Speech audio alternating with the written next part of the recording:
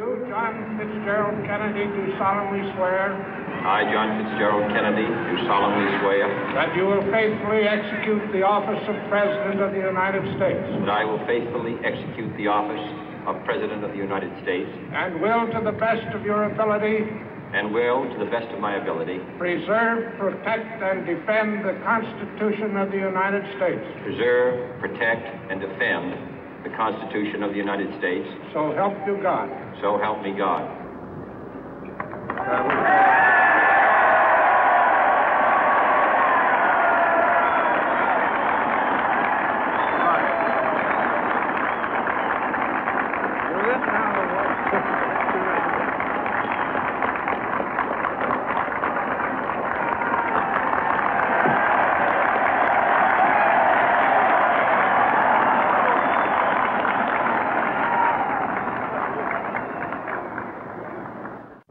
Vice President Johnson, Mr. Speaker, Mr. Chief Justice, President Eisenhower, Vice President Nixon, President Truman, Reverend clergy, fellow citizens. We observe today not a victory of party, but a celebration of freedom, symbolizing an end as well as a beginning, signifying renewal as well as change.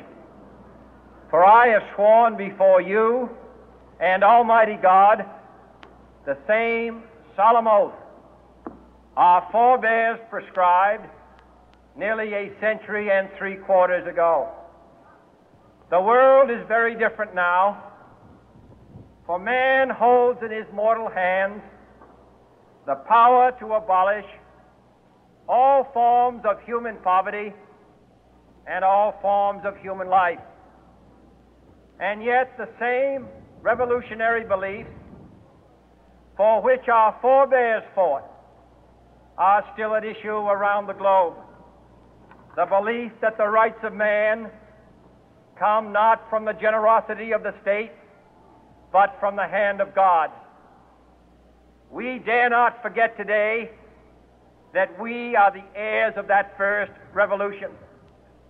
Let the word go forth from this time and place to friend and foe alike that the torch has been passed to a new generation of Americans born in this century, tempered by war, disciplined by a hard and bitter peace, proud of our ancient heritage, and unwilling to witness or permit the slow undoing of those human rights to which this nation has always been committed and to which we are committed today at home and around the world.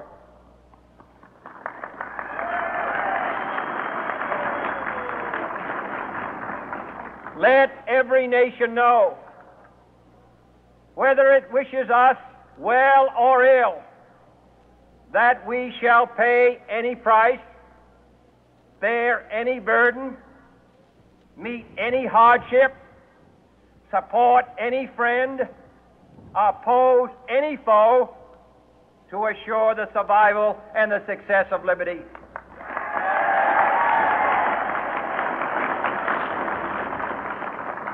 This much we pledge and more.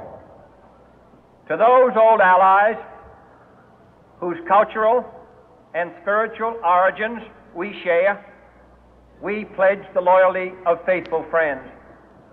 United, there is little we cannot do in a host of cooperative ventures. Divided, there is little we can do, for we dare not meet a powerful challenge at odds and split asunder.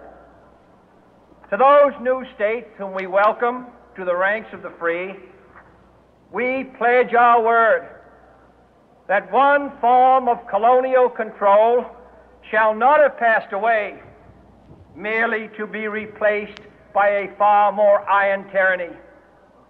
We shall not always expect to find them supporting our view, but we shall always hope to find them strongly supporting their own freedom, and to remember that in the past, those who foolishly sought power by riding the back of the tiger ended up inside.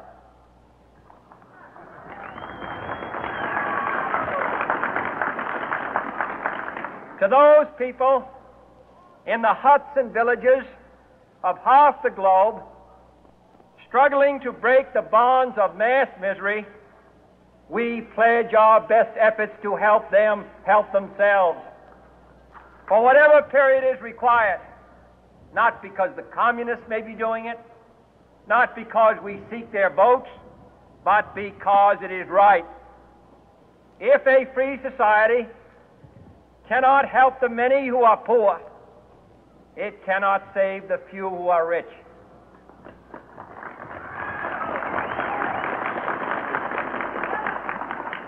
To our sister republics south of our border, we offer a special pledge to convert our good words into good deeds, in a new alliance for progress, to assist free men and free governments in casting off the chains of poverty.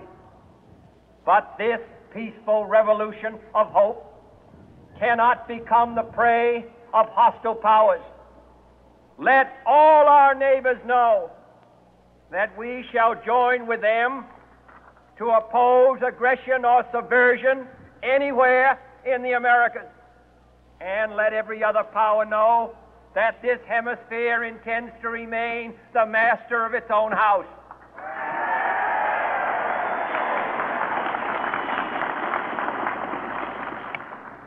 To that World Assembly of Sovereign States, the United Nations, our last best hope, in an age where the instruments of war have far outpaced the instruments of peace, we renew our pledge of support to prevent it from becoming merely a forum for invective, to strengthen its shield of the new and the weak, and to enlarge the area in which its writ may run.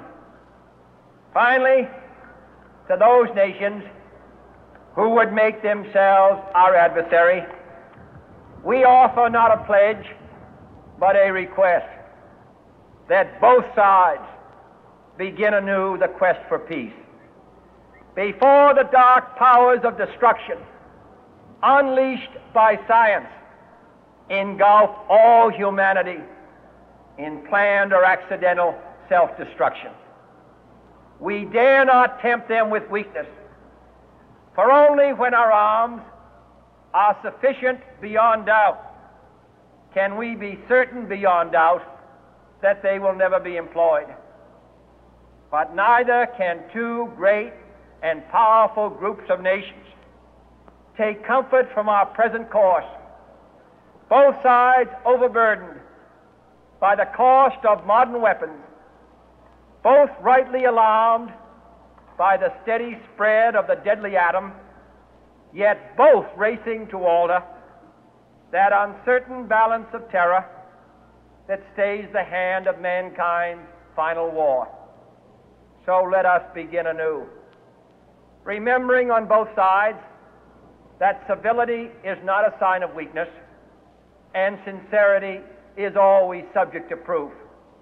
Let us never negotiate out of fear, but let us never fear to negotiate.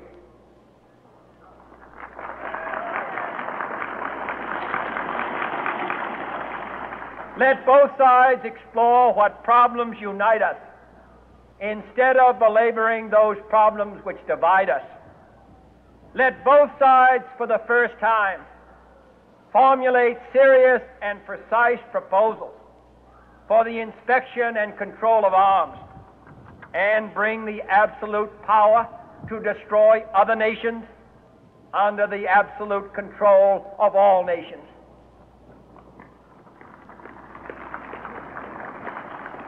Let both sides seek to invoke the wonders of science instead of its terrors.